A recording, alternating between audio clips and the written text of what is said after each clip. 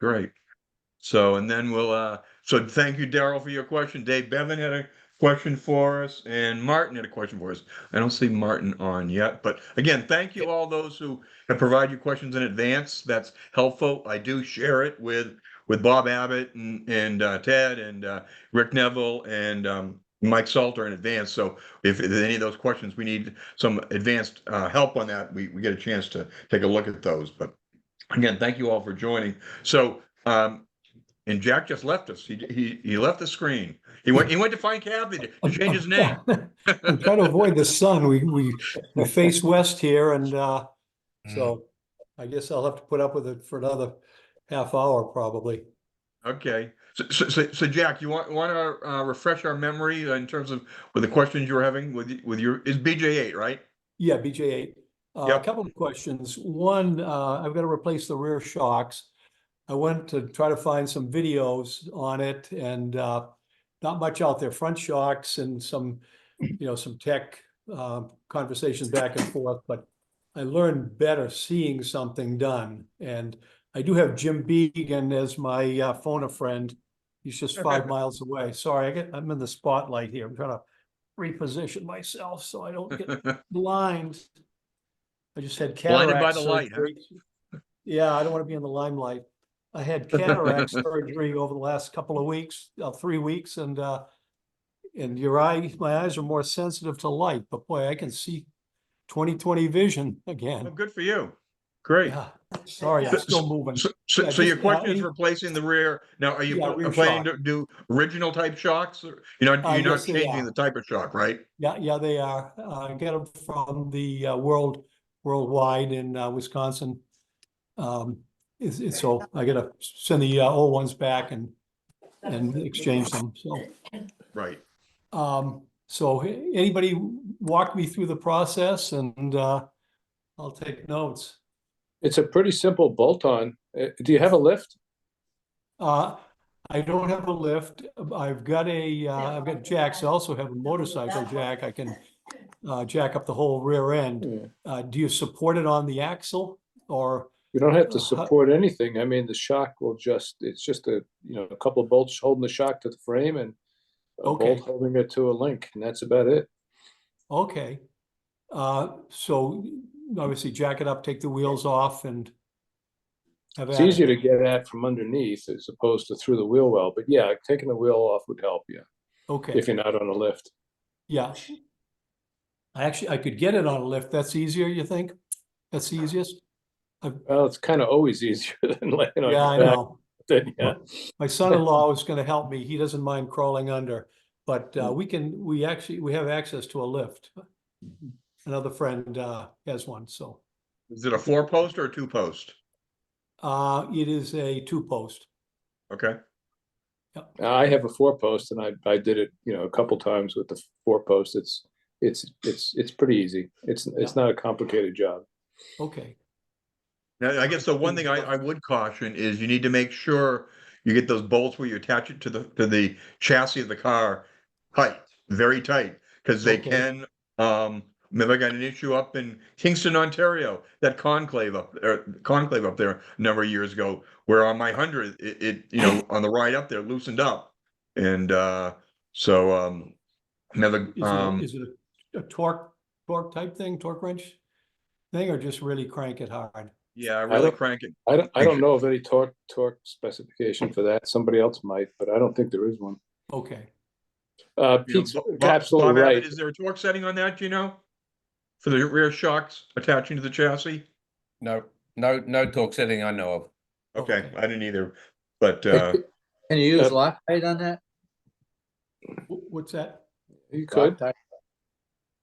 Lock nut? No, Loctite. Loctite. Loctite. Yeah. not sure that would do much. I wouldn't think so, but I would recommend going in after 100 or 200 miles and retightening them, because they tend to loosen off quite quickly.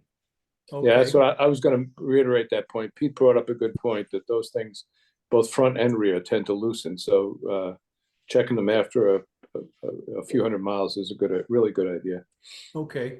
Yeah, it's on my spring, before I bring it out on the road, I always give them a quick tightening just to make sure they haven't loosened up. All You right. Good guys point, Craig. started. Thank you. You guys started before I joined. Did somebody mention releasing the taper from the arm? We did There- not. The arm of the shock absorber has a pin in it, which goes. Let me think I've got this right. It goes into a taper, right? Correct? Am I right? No, sorry. The link has a pin on it, which goes into a tapered hole in the arm of the shock absorber. And they can be very, very hard to get out. And the trick that I use is you slack the nut, you take the nut right off, and then to make sure the threads are loose, and then you put the nut back on and then loosen it off a couple of turns. So you got a little bit of a gap.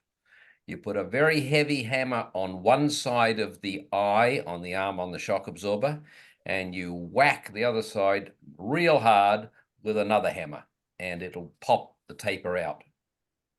Really? Okay. Okay. I'd never heard that every before. time.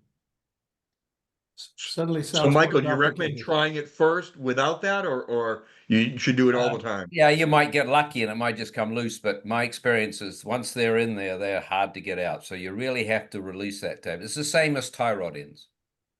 You know, it's been a while since I did this, Michael, but I seem to recall I took that link off with the shock and then did that on the bench.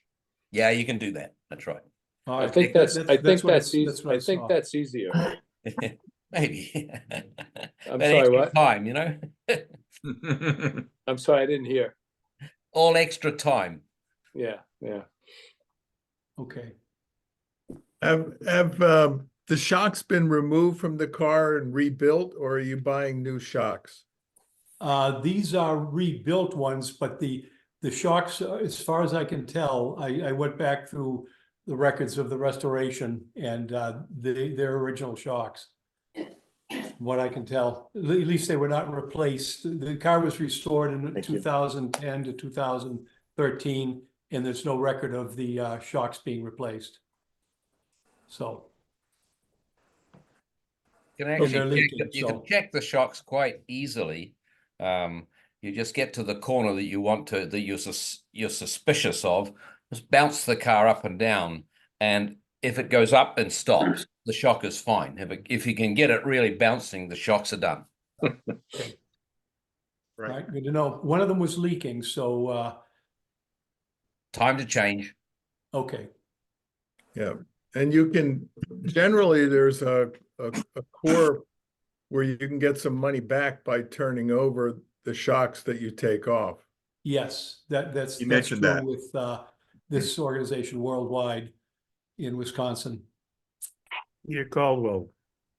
Can I throw in my 2 cents worth here? Sure, go ahead, Robert. Hey, yeah, worldwide, you know, they have a good reputation and they're very nice to deal with.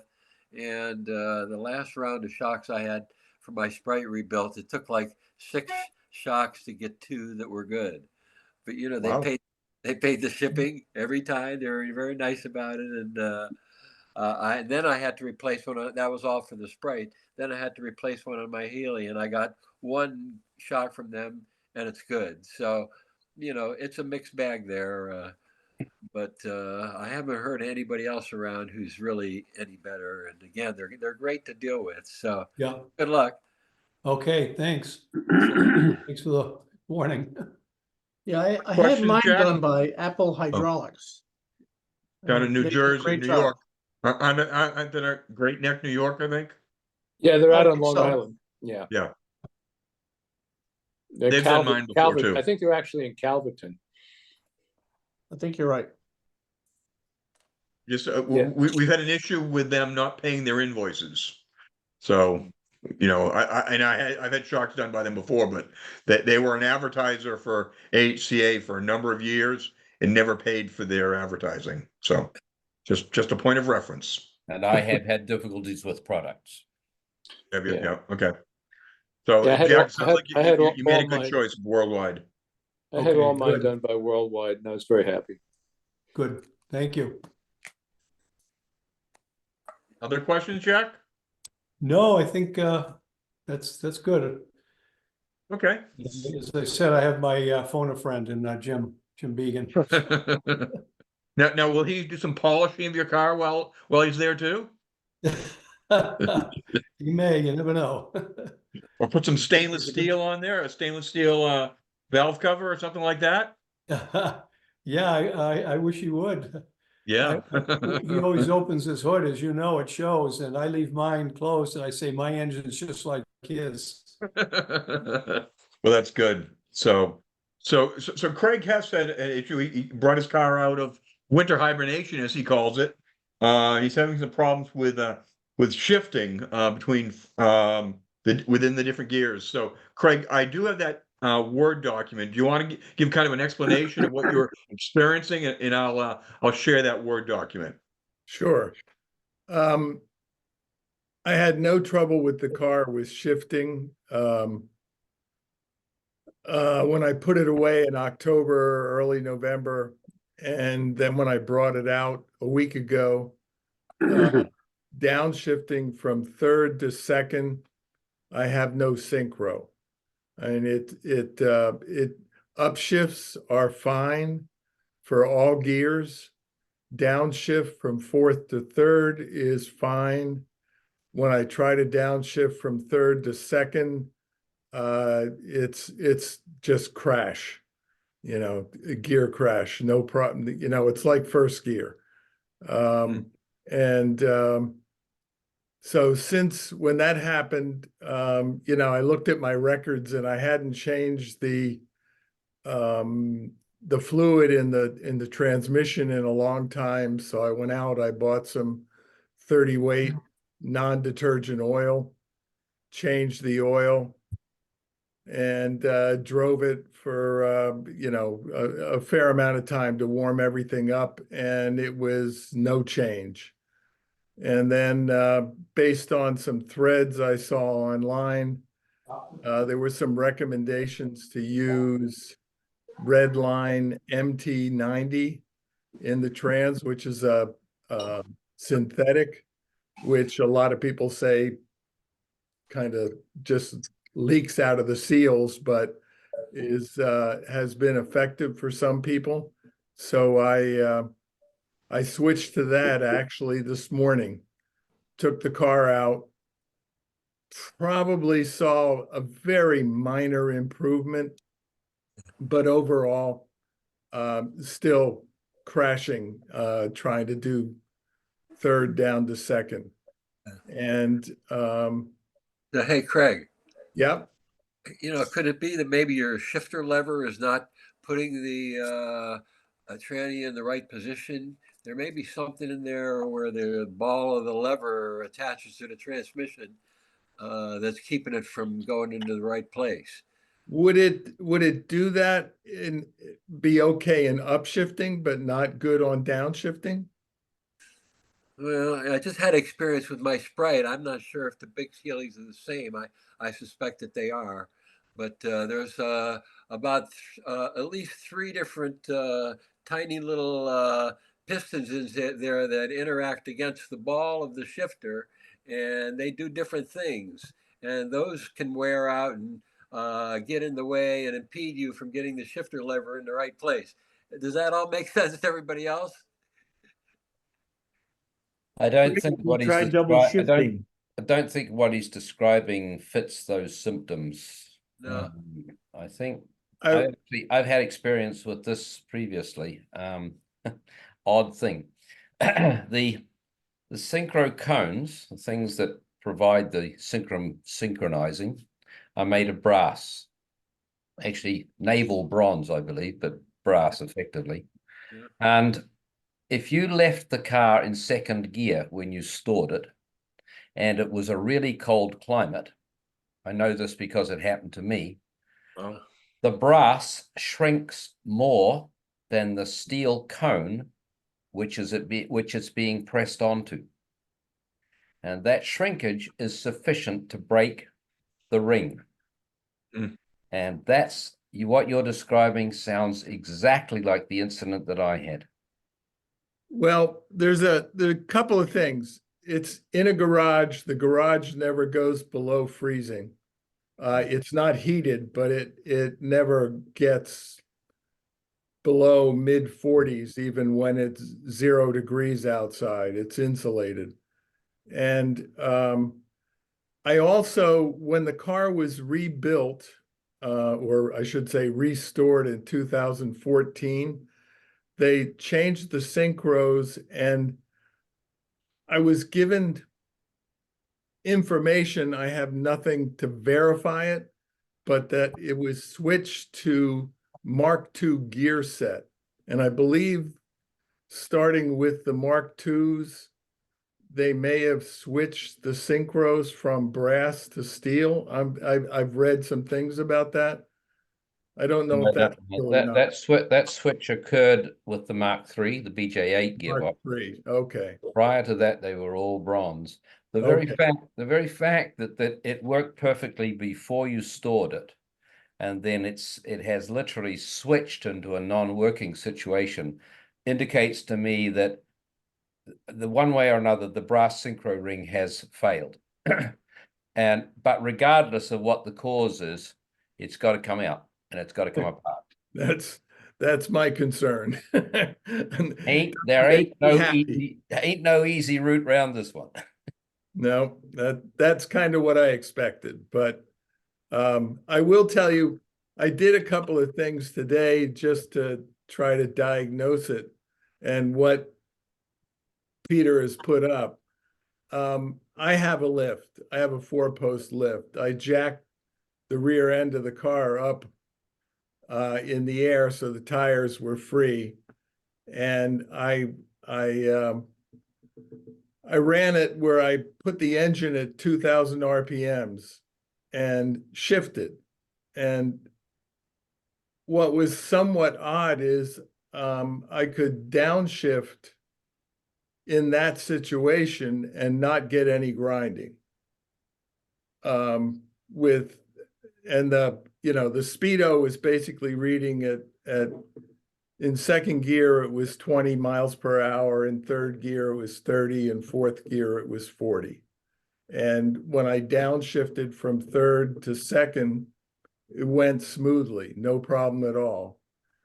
If I downshifted from fourth to second, I got a little grind, but it went into gear, where the whole thing is that when I'm driving the car, if I try to go from third to second, it doesn't even go in unless I do a double clutch. And when I do a double clutch, I still get a grind before it goes into gear. Yeah, that's a function of the load on the synchro mesh. When you're doing that shift, effectively the synchro mesh has to accelerate a large portion of the gearbox. And when you've got the thing up in the air, that the load is significantly decreased. Right. So now when you're going from fourth to second, it's got to accelerate things even more. It's got a much bigger gap.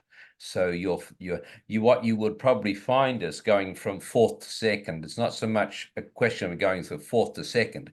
If you pulled it very, very slowly into second, it would probably not grate.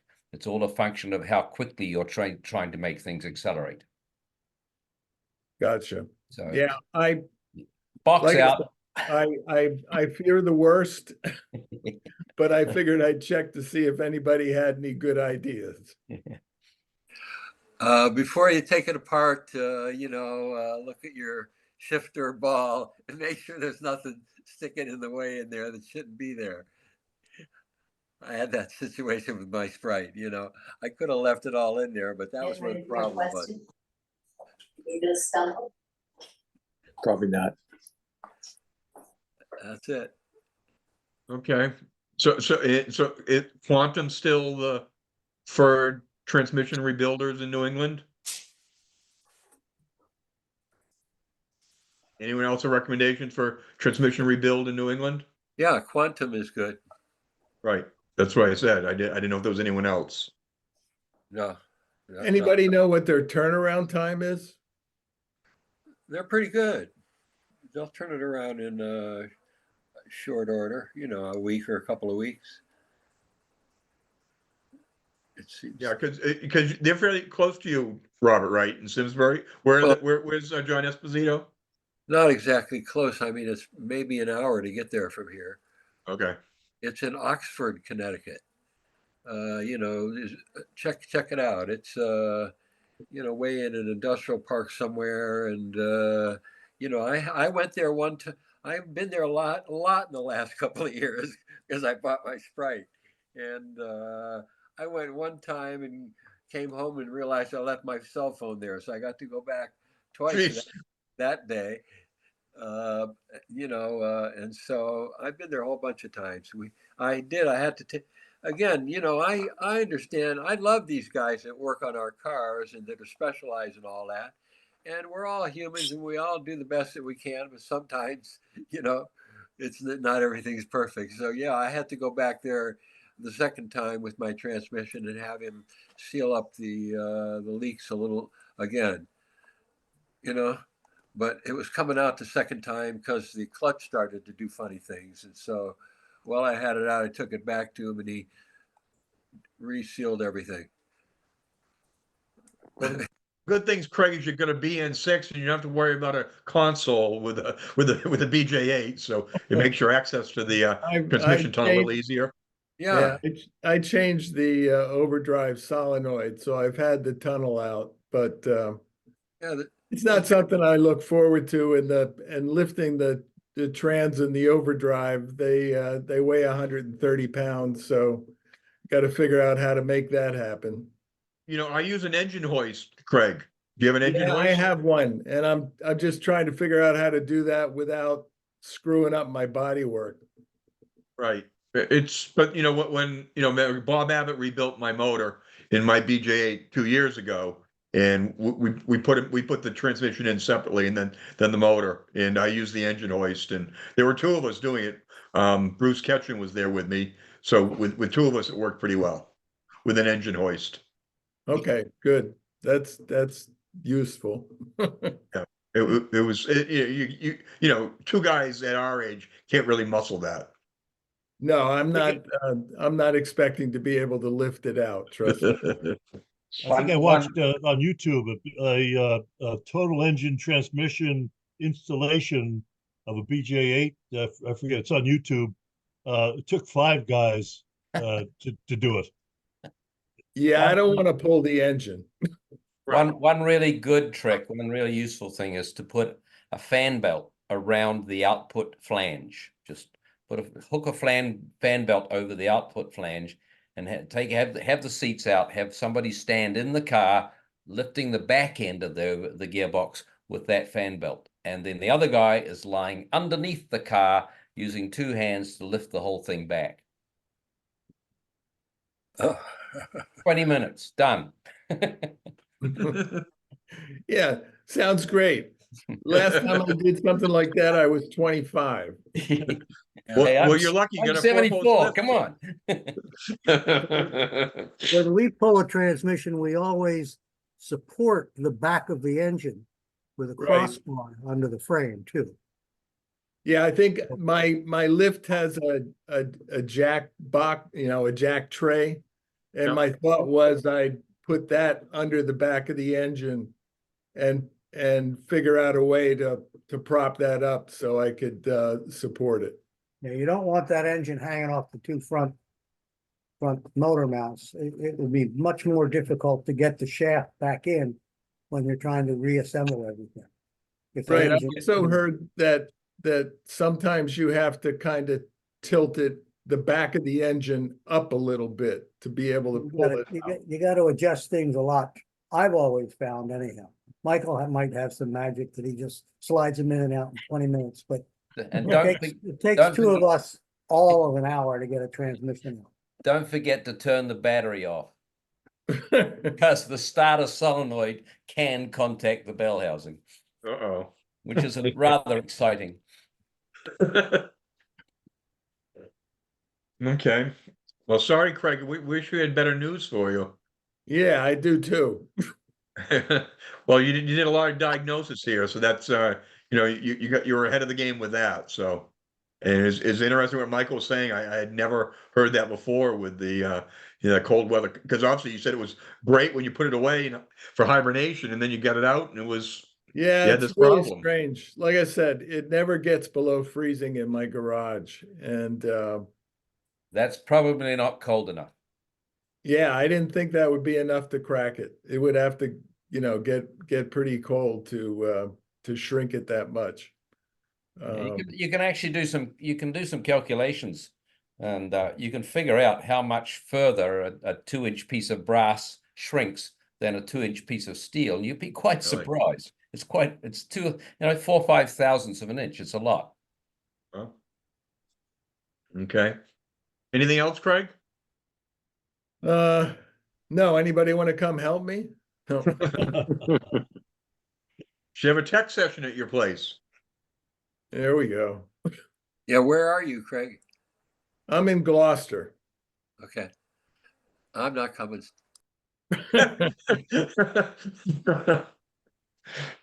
Sure, that's an easy way out. Come on. So, Daryl, are you still with us? Daryl's got some Yeah, I am, transmission issues, but his is relative to his overdrive correct. on his BJ8. So you Correct. want to explain to the group what's going on with that, Daryl? Yeah, so I'll accelerate, I'll put the car into overdrive, flip the switch, I'm in overdrive and everything's fine, and then I decelerate and it pops out. And when I accelerate again, it'll go back into the overdrive, both in third and in fourth. So, I talked to Bob Abbott about it. He told me this rod, I called it a gizmo because I'm not nearly as technical as most of you people, but the contact point, I turned it a quarter turn, but it didn't help. It was still, no matter what I did with this rod, it's just slipping out of overdrive when I decelerate and going back into overdrive when I accelerate. Daryl, you're looking, and it's my fault because I tried to explain it to you and I didn't explain it clearly enough. The rod in your picture, and Yeah. Peter has that up on our screen, is not the rod I was trying to tell you to look at. It's Okay. the rod just to the left of that. It's the little wire type thing that Yeah. runs up to a switch on the dash, on the inside of the firewall. Okay. That switch is what's causing your car to go out of overdrive. It's disconnecting and causing it to go out of overdrive. I think you probably have another electrical problem somewhere, but it's where the rod goes up and there's a pinch bolt that holds it onto a bell crank. And Okay. it's the adjustment of the, I did see that. I saw this other wiry looking rod. So what should I be doing there? Just trying to make a the turn with it? rod goes up to a bell crank, a little lever that is pinched bolted or pinched onto a shaft coming out of that switch. Okay. All right. And when that switch is to keep the car into overdrive until you are accelerating. So it won't go out of theoretically, it won't Yeah. go out of overdrive until you have your foot on the gas. Even if you switch the switch on the dashboard off, it'll Okay. stay in there. And I Yeah. believe that what's happening is that switch is causing the circuit to break Yeah. and causing Thank you you. to fall out of overdrive, drop out of overdrive. Okay. You All right, may well, have to, you may I have to can- replace the switch, the switch for the overdrive switch? not the switch on the dashboard, the switch that we're talking about on the firewall of your car, Okay. where All the right, little, okay. where the little wire rod goes up to. Yep. Okay. All right. Let me try Let me that. just get in here. Just a second. Hang on. If the wiring hasn't been changed, if you've done no adjustments to the wiring in the car, that switch won't cause the problem you've got, because it's a little complex. But what that switch does is it breaks what's called a hold circuit for the relay. The way it works is you're driving in normal drive and you're in overdrive. You click the overdrive in, there's a solenoid which closes, and that solenoid has a hold circuit in it, so that if even if you turn off the source, They get the the British. solenoid remains connected. Now, if even then you put your foot down on the throttle, it stays in overdrive until such time as you have turned off the switch. When you turn off the switch, the only thing that's holding the circuit is the hold circuit within this in the solenoid. So the problem you're dealing with is probably not the switch. My guess is it's the switch on the gear lever. On your gear lever, there is a switch which only allows you to use the overdrive in third and fourth gear. Right. When you lift your foot off the throttle, your engine mounts move slightly, and it's probably moving the gear lever relative to the gearbox very, very slightly, and breaking that switch which is on the gear lever. So the trick is, when you're driving, when you're lifting your foot off the throttle, hold the gear lever to the right, which is third, fourth. Hold it as hard over to the right as you can. Okay. See if the problem goes away. If it does, then it's that switch that's causing the problem, and it needs to be adjusted. Okay. Got So, kind of, yeah. So I'm driving, I got it in overdrive. Yep. I'm in overdrive in fourth gear. I get my hand on that, on the gear shift, on the shifter, and hold it hard to the right. Correct. And let my foot off the accelerator. Yeah. And if it That's right. stays And- stays in overdrive, It's that switch. okay. All right. So I got two things to try out here. Yeah. Okay. That'll be it. Good. Okay. Gives me something to do for the rest of the week. Yeah. You must be So retired. Michael, is that the switching of if it does pop out then? Or are you saying if it does not pop out when he's got it hard right, then it's that switch? So that switch needs to be generally adjusted or That's right. replaced? It's the switch on the gear lever on the shifter tower, and it has fiber washers under it for adjustment. So if I remember correctly, if you take out one of the fiber washers, the switch moves in a little bit further and the problem goes away like magic. Okay. This is going to be interesting for me. Yeah, and unfortunately, you have to have the tunnel off to do it. Yeah, no, I hope Bob Abbott's approach is the way to go here. So Don't have to take the tunnel off. yeah. Okay, let me give that a shot. Thank you. Thank you. Yeah, my 2 cents here is that if you're fooling around with the overdrive switch on your the engine compartment firewall there, if you pull that switch too far in one direction or the other, it'll short out the wires there and cause a fire. So if a good idea, if you're fooling around with that switch, to cut off the electricity that goes to it, use your cutoff switch and make an adjustment and then put the switch back on. But you do need to be careful in there. Okay. Another thing about that switch is if you have a little alligator clip jumper cable, if you jumper the 2 leads on that switch and then do your road test, if the problem remains the same, it's not that switch. Huh. Okay. Got that? More or less, yeah. I'll give it a shot. I'll give it a shot. Thank you. Okay, let me just share my screen. So I went to the Moss page, Daryl. Yeah. And let me go back. Let me see if just for those who are on the call.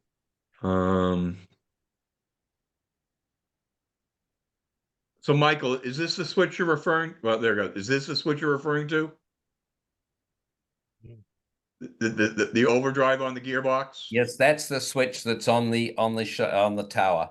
They're on the BJ8. They're on the side of the shifter where the shifter lever goes into the top of the gearbox. On the side shifts, they're on the side casing of the gearbox. Okay. But what your experience is, it adjusting that can work with those washers you said, Michael? It works every time. Okay. So those washers, do they go on that threaded area there? Is that where? That's right. The washer goes against that face where it says AE. Yeah. Okay. You see that, Michael? All right, Daryl, sorry. Yes. Yeah. All right. So you're saying, right on here. Yeah, Right. that's correct. Yeah. Okay. You can take all the washers out if you want, but you probably don't need to. There's usually two. Sometimes there's only one.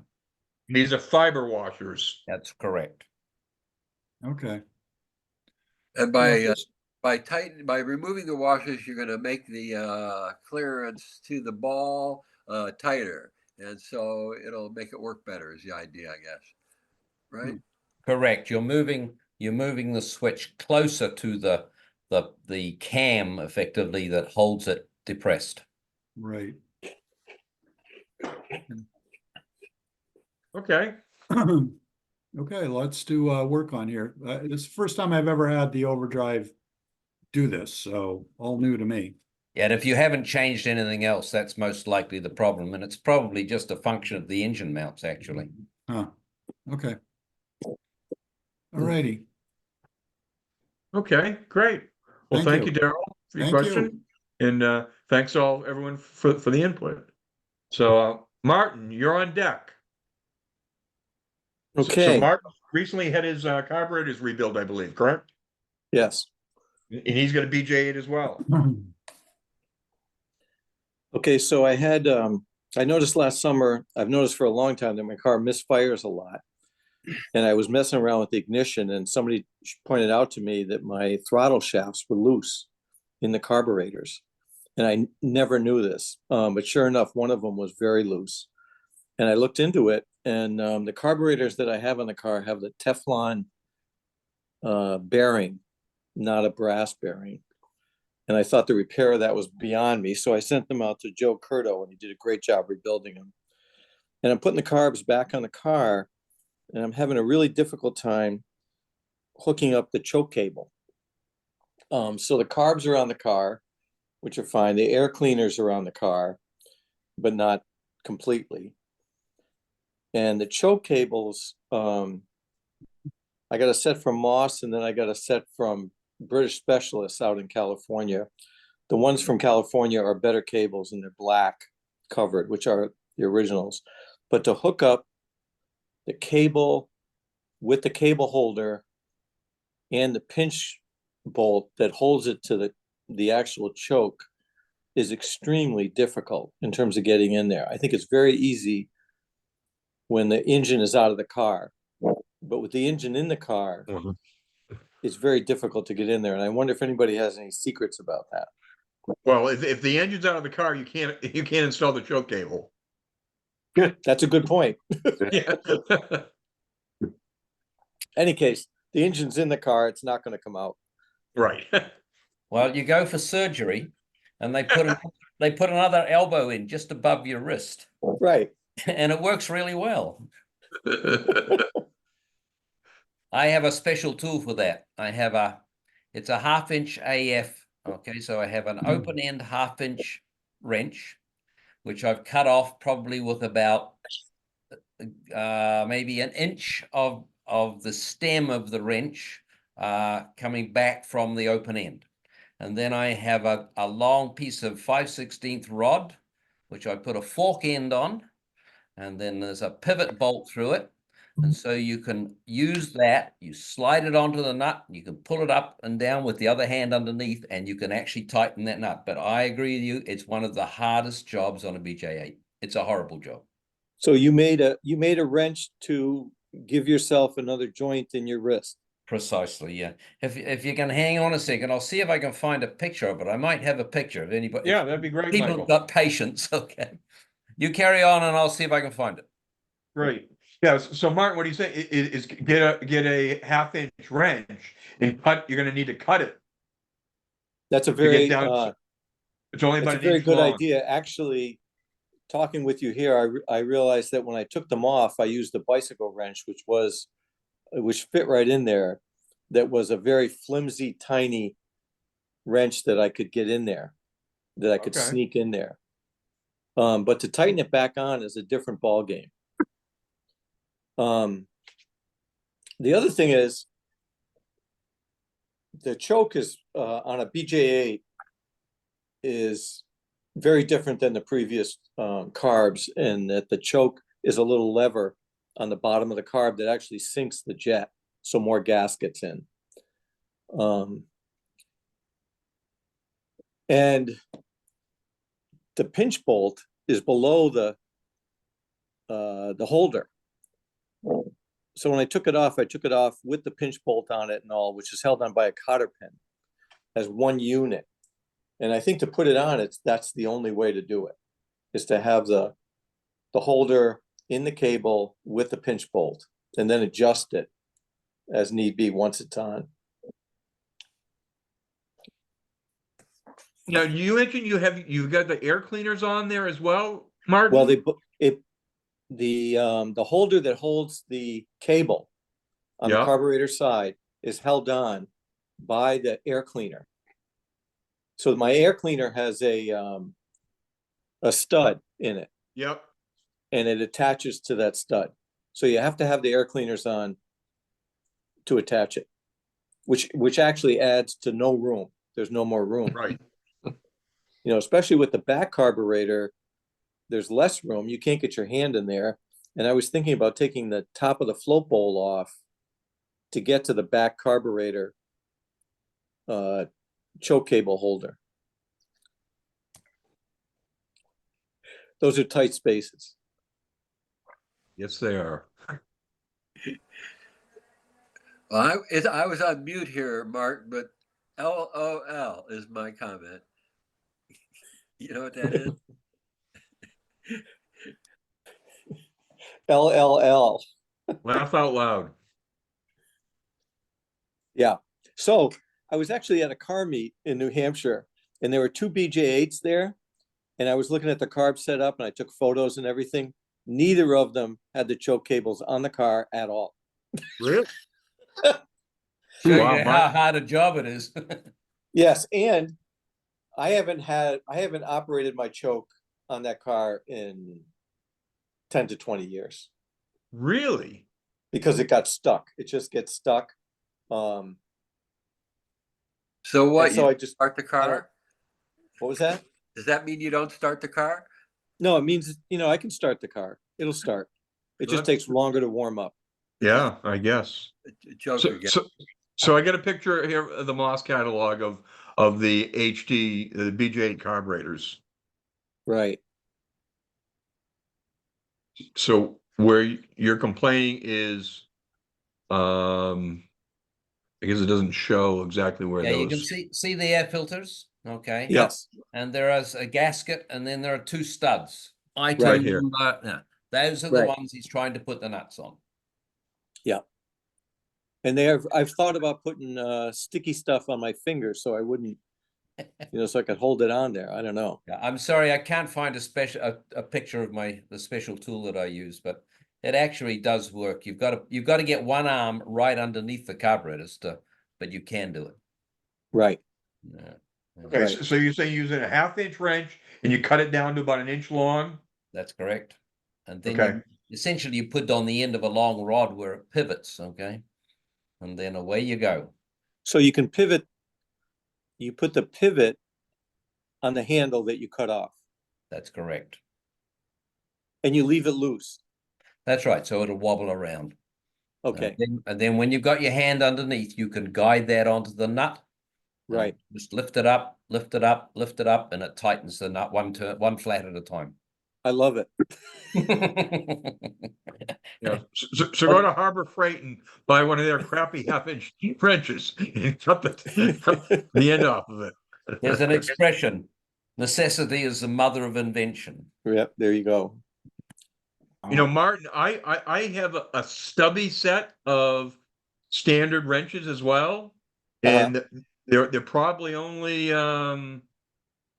3 inches long. Now maybe that's too long for what Michael's talking about, but I bought a set of stubby wrenches just for that reason. A lot of places where you couldn't get a standard wrench in there. Yeah. The difficulty is that they're still too long to swing on that I nut. think, okay, yep. Now, Michael, are you using an open end wrench or a closed Yeah, end? an open end. A ring wrench Open end, won't go onto it. Yeah. Yeah, that's one of British Leyland's best ideas, those little horseshoe things. Now, I have another question. They sell springs to return the choke. And I just ordered a pair of springs that actually fit within the cable. Have any of you used the springs? It's so that when you push the choke back in, it returns the float, the jet. If everything's in good condition, you don't need the springs.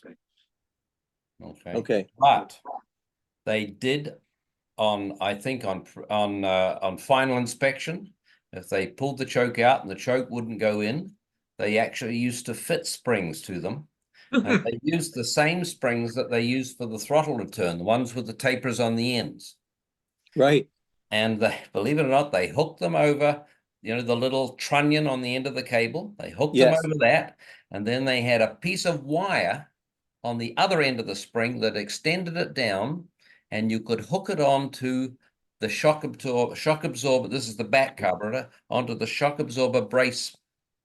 And in some cars, there was a tiny little hole that the end of the spring hooked into.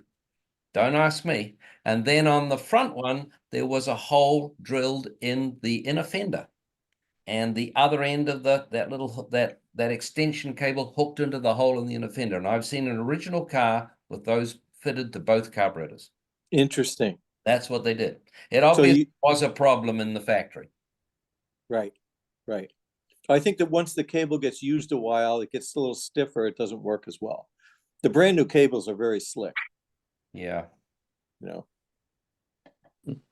Are the new cables you've got, have they got a nylon liner? I am not sure. I just got them today. I bought cables from British specialists in California. Yeah. David they Knox. actually got them from SC Spares. I looked into getting them from SC Spares, and the cables are like $750 each. The shipping was $150. However, California had the exact same cables. Well, a little story about nylon line cables. I don't know if they used them on BJ8s, but late MGBs used a throttle cable that had a nylon liner inside. So there's a spring outer, then a nylon liner, and then the cable inner. And people would change the engines in their MGBs or take the engine out to change the clutch. And they would forget to hook up the ground wire that ran from one side of the engine mount to the other. And that's what grounded the engine. Crank turned the starter, all the current for the starter passed through the throttle cable, and it used to melt the nylon. And then the throttle would stick wide open. It was really exciting. That is a great story. So always hook up the ground cable. That's okay. That's interesting. So the ground cable for the engine. Yeah, that's right. On a B, the ground cable just bridged the rubber engine mount, unlike a Healey where it goes onto the bell housing. Gotcha. Okay, great. Well, you got some advice there, Martin. Hopefully that'll be helpful for no, that was getting great. your fingers in there. That was great. I just want to say another thing about shifting. I really don't want to take the transmission out of my car, so I basically don't downshift. I just hit the brakes. Really? You know, it's like I don't really downshift. I may go from fourth to third, but third to second, I never do. I just think it's easier to replace the brakes. You know, reality is, I could do the same thing. I could drive. Third has enough low end torque that there's no problem. Yeah. My big problem is that I'm considering selling my car, and I can't sell it with that screwed up transmission. So that's the problem I've got to deal with. Can I back up just a second? One of the threads I read on what is it? The Healey experience. A guy had exactly the same problem. He pulled the trans, he had it rebuilt. The problem was still there. He diagnosed it finally that there was a problem with the clearance between the synchro cone and what it fit into. And that he bought synchros from Moss. He bought another synchro from what's the European, the Spares. yeah. And both of those didn't work. He finally bought a set from Dennis Welch, and that worked. Anybody have any issues with? This was a BJ8, I'll bet. Boy, that's a good question. Okay. Long story. It's possible. Everybody got a cup of tea? I got a story for you. On the BJ8, the synchro cones, the things we're talking about, were made of steel rather than bronze. Yeah. Because you would then have a situation where you had steel on the cones. They put a coating on the cone on the gear. And that coating was an anti-friction coating. I don't know what it was made of, but it was essentially bonded to the cone on the gear. It comes off. When it comes off, the synchro cone then hits the gear before the cone starts to have any effect as a synchronash. So you've got to replace the gear. So that'll be either second gear, third gear, or fourth gear when this coating has come off. So what Dennis Welch did in their infinite wisdom is they made up a synchro cone which was smaller on the inside, and it went onto the taper on the gear after the coating had come off. And it would probably last 1,000 miles. 1,000 miles. That's not too far. It was a stupid idea. Absolutely stupid. Okay. But that's what it's all about. The cone was hitting the gear before the taper took effect. Well, you don't want to go down that path. Yeah, you don't. Well, No, this guy that was on the Healey Experience, he rebuilt the transmission 3 times before he got it to work. And I've never heard anything since, so I don't know whether he's gone 1,000 miles or so. Hasn't done his 1,000 miles yet. Depends how much you use the synchro. well, But that's what it was all about. And those gears with that coating on them are absolutely unavailable anywhere in the world.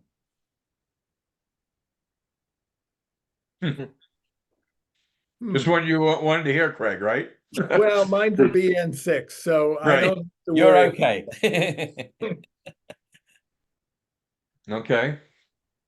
Anything else, Craig or Martin? No, I'm unhappy enough. I don't That's want to right. ask any more questions. I'm surprised you don't have a stiff drink in your hand, Craig. I will have one in another 5 minutes. There you go. Okay. Dave Bevan, you still on? Dave? Yes, How you doing, Dave? good. How are you? Good. So Dave's got a recently restored, beautiful British Racing Green BJ8, but you're having some dieseling problems, I hear. Yeah, I started driving it about a month ago. It may have been happening a little bit last fall, I don't remember. But pretty much every time when I stop and I go to turn it off, I've got the dieseling going. And sometimes I just let it go till it stalls out. Sometimes I have to just put it in gear and take my foot off the clutch. So I'm new to all this. I'm wondering what could be causing it. Is it timing, or what should I be looking at? What's the heat of the engine when this happens? Pretty warm. Pretty warm. I've been running the car today. I had it out, running for 30, 40 miles and really beating it pretty good. And it was relatively warm today, but I mean, it wasn't, 85 degrees or hotter. Well, you like 180 degrees or 190? Probably I'd say about 180. Okay. But that does sound like a timing issue, isn't it? I believe this is a function of the fuels we get these days. They tend to diesel more than what the formulations of years gone by. If your idle speed is correct, like it's right down around 600-700, and your ignition timing is correct, there is not a lot you can do about it. There are cars that just they just run on. They call it run on. And the solution you're talking about, put it in fourth gear, let the clutch out slowly as you turn the ignition on. That's about all you can do. And it should be in fourth gear when I do that? Yeah. It's the Okay. easiest. Now, I think, Michael, on this call before, you've talked about that, you know, obviously these engines don't require premium fuel. But do you find any difference if you're running premium versus regular? Hasn't made any difference for me. Okay. Yeah, because I'm running regular fuel Yeah. based on listening to you, Michael, on previous calls. So my idle, I need to check that. I think my idle is a little bit higher than 600 to 700. Yeah, well, that will cause a problem. It will. Yeah, you have to have the idle as slow as you can live with. Okay.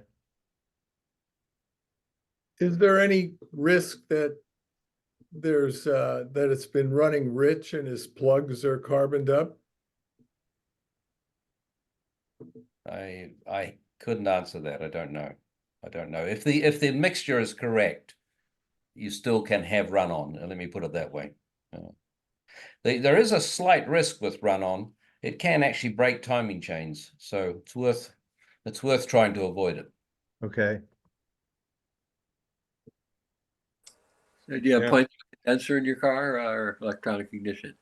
I'm sorry? You have points or electronic ignition? Points. Yeah, replace the condenser if you have it. That'll make a car run crummy. Oh, you mean the condenser will? I think you meant replacing it would. No, replace it. It will fix the problem. I know this probably doesn't make any difference, but it's not that old. No. It's not caused by the fact that the spark is bad. It's caused by the fact that there is something in the combustion chamber which is essentially glowing, making the fuel mixture ignite. Yeah, sure. And do you think that any difference, Michael, with running premium fuel in a tank to see if that would make any difference? I have tried it. It made no difference. My BN1 runs on terribly, but I have tried it, but it's never made any difference. Somebody mentioned about rich mixture. I have found that if you richen the mixture, it will tend to stop it, but the difficulty is your fuel consumption goes up dramatically. So you want to run the engine at the right mixture setting.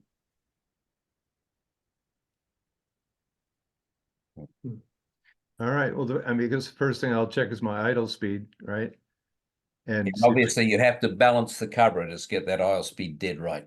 They have to be Right. They have to be perfectly balanced. Yep. Okay. I've got another question. And that Anyone else? Go ahead, Dave. yeah. Sure. When I've recently, when I put the car in reverse and start rolling or, you know, accelerating in reverse, I can hear what appears to be almost like a rub sound. Potentially be a brake shoe. How fast are you going when you're backing up? Not fast at all. And as speed increases, the sound, you know, pace increases. Probably the drive shaft hitting the handbrake. There's not a lot of clearance between the handbrake mechanism and the drive shaft. And when you're going backwards, it's pushed the opposite way, so it tends to run on it. Okay. So what do you do to fix that? Go frontwards. I do. If you got a lot of time and a lot of patience, you get it up in the air and you figure out how you're going to get rid of it.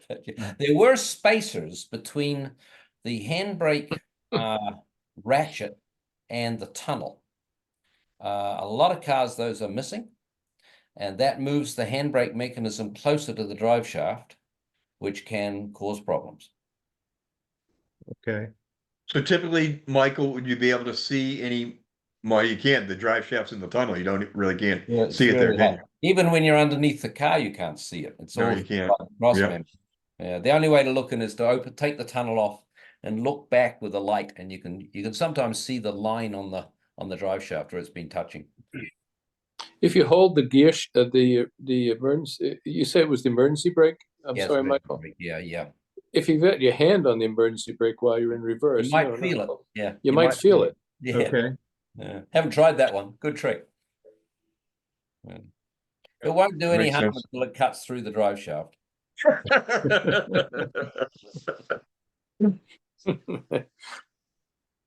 Bet you've never seen it cut through a drive shaft, Michael. Not yet. There's always something new. Dave, you don't want to be the first. No. Well, I believe the sound was also happening last fall. And it went back up to New Hampshire over the winter for a few more things. And one of the things they did do was they took the drive shaft out and had it balanced. But again, the sound is pretty much the same as it was in the fall as it is now. If in that case, they probably would have seen the marks on the drive shaft. So we may be on the wrong track.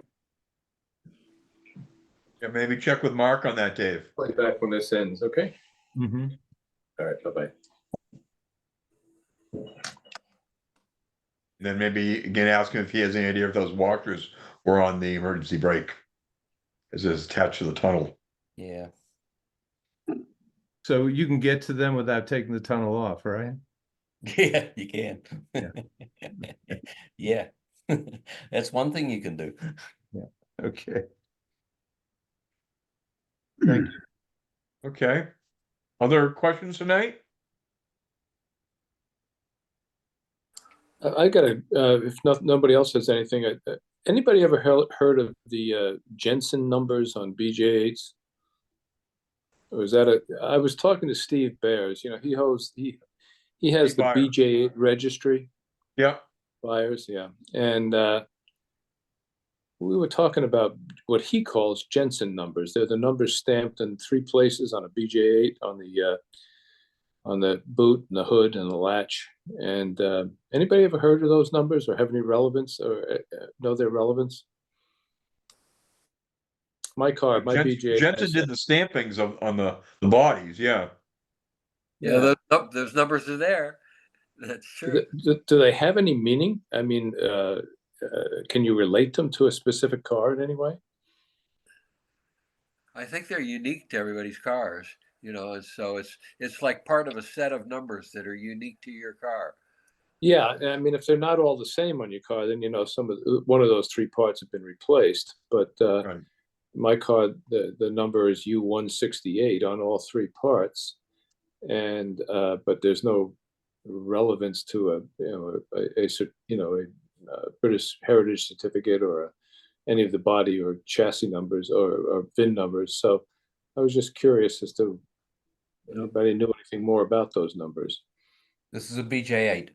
Yeah. Are those numbers unique to BJ8s? Or are they on all models? Well, Jensen's used to build the entire body. Okay, they built it and painted it and shipped it to Abingdon to get for final assembly. So I can imagine that Jensen's put numbers like those on the various panels to ensure that if they were taken off, they came back to the same car, because there was a certain amount of hand fitting of the panels. Well, not so much hand fitting, but this one doesn't fit. Let's try another one fitting. Yeah, that's why they were put on the engine cover, the bonnet, and on the hood, on the trunk piece, and on the latch for the hood. So those are the only 3 pieces that have that number on my car. And according to buyers, those are the only 3 panels that have that number. And somehow he has a way of saying, yeah, those numbers seem consistent with that body number. But I don't know how or why that would be the case or how you would know that. So I was just curious if anybody else had any experience with these. I've really never heard of anybody making a big deal about these numbers, other than if they weren't the same 3 numbers on the car. I don't think the record keeping was always the best back in the 50s and 60s. Right. Yeah, I don't know. It just started to fascinate me as to why these numbers are never talked about, and yet they're there. And I went and checked, and sure enough, they're there. And but they have no. Are these stamped numbers or are they? No, they're stamped. They're stamped into the parts. Yeah. Yeah. They Yeah, are, If you got hold of the concourse registry, the guys on that know what the numbers are, what's happening with those numbers. I happen to know my car, which was, what do I want to say? It was certified by the concourse registry in 2014. And I know that the number on my bonnet hinge, the one that's on the pivot on the trunk, and let's see, I guess there's another one somewhere, but mine don't match. on the bonnet latch, yeah. Okay, mine don't match. I'm sure that the pieces have been swapped, but the car was still certified as gold. So they don't make a big deal out of it. Yeah, okay. I know nobody makes a big deal out of it. I was just curious as to why not, you know, since these numbers are supposed to be the same on any given car. I write the guidelines. I don't want any more numbers to deal with. Oh, you're one of them. Okay. We've had, Yeah, no, we've had- Michael's on the we had a- concourse committee. We had a massive discussion about the crayon, the numbers put on crayon. They were put on the transmission tunnel, on the insides of the doors, on the bottom of the glove box, and all sorts of. We had a discussion that went on for months about it, and then we decided, the hell with this, we're not doing it. It's just too complicated. Yeah. Oh, terrible. The heritage certificate that I have on my BN4 actually lists a body number. That Well, number, they all have a body number, but That these are not number- body numbers. Yeah. that number is stamped on the firewall on separate plates, not the not the VIN plate. But that number coincides with the numbers that are on the hood and the boot lid. So whatever. On what car, what model? I'm sorry, I didn't hear. This is a BN4. Yeah, but they don't coincide with any number on the BJ8s. The numbers, those 3 digits don't match any body number or VIN number on these cars. There's a separate plate that's attached to the firewall on my car. It's a very crude sort of plate that has 2 4-digit numbers on it. And the last of those 4-digit numbers is the one that shows up on the bonnet and the boot. Yeah, I understand. That plate is often referred to as the chassis number, I think, which like I said, mine's there. I have that number, and I have 2 other numbers for the other pieces. So somewhere along the way they got replaced. Yep. Okay. Other thoughts or questions tonight? Hey, you want to hear my? I got a question on driving technique. I'm getting back in the saddle with the BN4 after not having had a Healey for 55 years. Wow. But, it was interesting when you showed, Craig was talking about his problems, downshifting issues, and there's a reference to double clutching. He says no problem with upshifts with no double clutch. Is there any circumstance in which you would upshift, you would double clutch to upshift? No. I think in general, you'll put less stress on the synchro, but it doesn't really matter. Upshifting? I should think you'd stress the synchro if you're revving the engine and shifting up for a lower gear. I don't know. I did an AI search, and there are certain older manual shift cars where upshifting apparently was required, but I didn't think Healey required. I double shift downshifting. I mean, it's amazing. I had not driven a Healey. Actually, I drove one about 30 years ago. I sold my first one 55 years ago. But I get back in the car and I just automatically double shifted, downshifted. Okay. It was just man, muscle memory. It was wonderful. That's good. Robert, did you have a point or a question? Yeah. Yeah, my Sprite has been running really terrible the last few weeks, and Yeah. has an intermittent problem, and it's kind of been eluding me some, so I've been chasing it. I don't know. I'll just take a minute and run through it in case you're interested. I figured it out just yesterday. Oh, So, good. yeah. I didn't have all the parts that I needed. I'm just throwing parts at it. I checked the carburetors. They were going up and down evenly. My unison said they were idling good. So didn't seem to be a problem. I pulled the plugs, and they were clean and nice and even, fine. The rotor, I pulled the into the distributor. The rotor itself had a convex curve in the bottom. It was all covered with black dust, and it was from the distributor cap. The contact point that comes out of the middle distributor cap it was a cheap distributor, crappy distributor cap, and it had too much spring action on it. And as it was pressing, it was wearing away at the point of contact and the rotor itself to make a convex place inside the rotor there. And there was just a very little point of brass in the center that was making contact. So, man, when I discovered that, I put a new rotor in, and cleaned it all up. I figured I solved the problem, but no, you know. And then, and then it would run, and then the next day it wouldn't run. So, I put a new coil on. I got a new coil, and I put that on. I thought maybe that, that didn't solve it. And then finally, a couple parts came. The distributor cap, which was terrible, a crummy looking cap. I put a new cap on there, and that didn't solve it.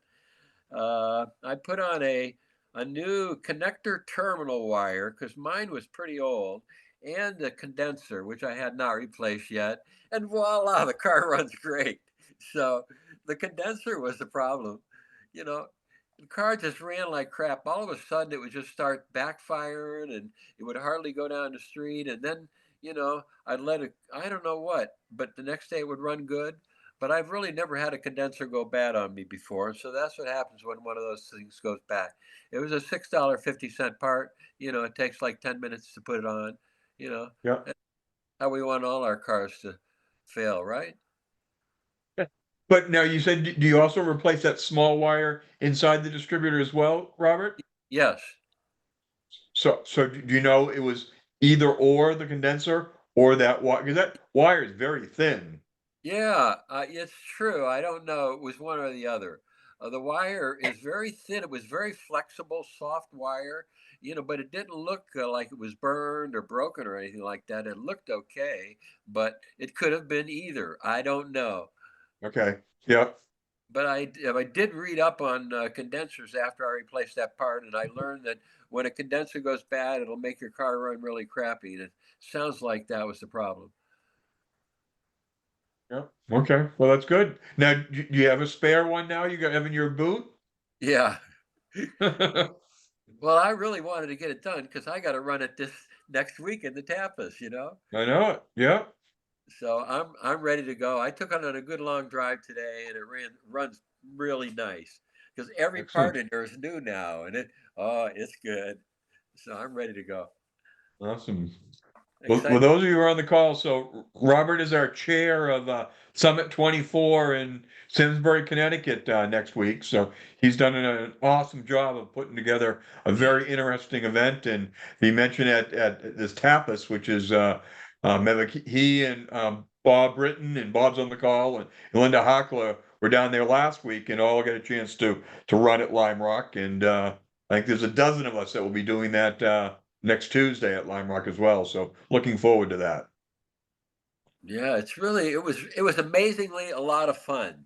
I'm still reflecting on it and what a great time it was. I got to do it with my son, and we brought along his girlfriend, and the three of us were in my BMW, my M3 BMW, running the Tapas, and we had a ball. We were switching drivers, and I've never really run that car to its limits before. And the Tapas is all about. It's not about going fast, but you're really driving your car hard and you're driving it hard, you're braking it hard, you're turning it hard. And it was just a lot of fun. And the car, it was the perfect car to do it in, my BMW, because, That's what it's made for. And so, it's going to be a whole different experience with our vintage cars next week. But I'm really looking forward to doing it with a bunch of Austin-Heelys. You know? Well, it's good you didn't have three of you in your Sprite. That would have been a tight fit. Yeah. Well, good. Well, we're certainly looking forward to that, and hope to see a lot of you there next week in Simsbury. So, any other final thoughts for tonight? Questions? I should mention that that little wire you were talking about. It's actually very important and it's very special because the breaker plate in the distributor constantly moves back and forth. That wire needs to be incredibly flexible. And if you look very carefully at them, you'll find that it's actually a braided wire or a very, very thin wire covered with a braided sleeve. And it's extremely flexible. If you put anything other than the original wire in there, you'll have all sorts of problems. It'll break very quickly. Yep. Okay, that's good to know because you're right. I just took out a very flexible wire that looked like it was good condition, and I put in a replacement, which is a very stiff wire, and it looks brand new. And so far, it's working great. But I should maybe hang on to that old one, huh? If it's stiff, it'll break. Oh, okay. Well, so the stiff one, is that you got as a replacement, Robert? Yeah, I got a replacement. Yes. And it comes with a kind of a stiff orange wire, instead of a very soft wire. I'd be very careful of that. Yeah. It has to be incredibly flexible. It hops back and forth, many times a minute.